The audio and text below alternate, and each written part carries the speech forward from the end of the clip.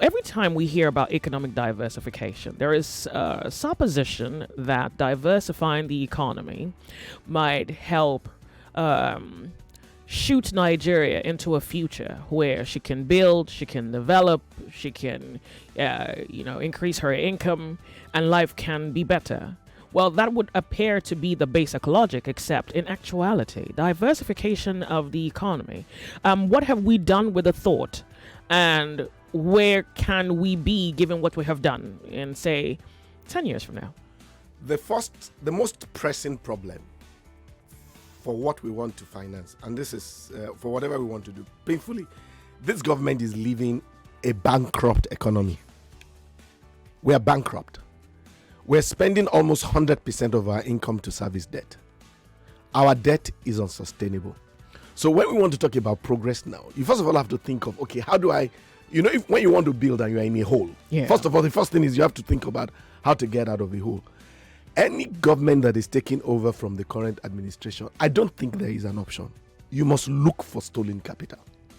Stolen? Yes. It is not because you want to do it because you are good. Yeah. It's not because you want to be nice. It is because it's now there is no alternative.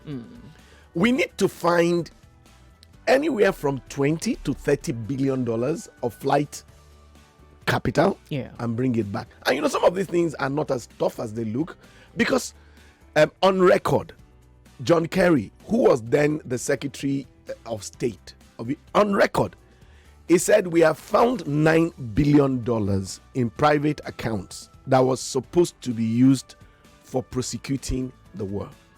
Now, it's not because I'm a pastor I'm saying we need to do this. It's not because I don't steal.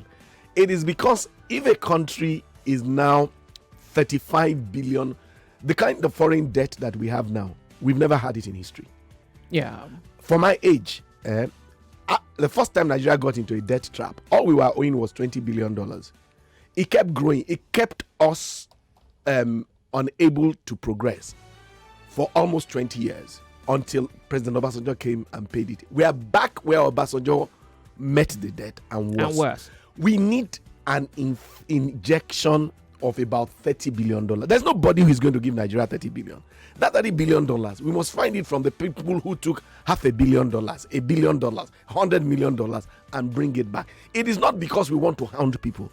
It is because in our current situation, progress is impossible if you don't do it. Now, when you have done it, then you now have to think of the best way to invest it to achieve diversification.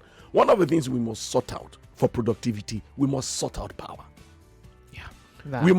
This economy you cannot run an economy of 200 million people with less than 5,000 megawatts on the grid.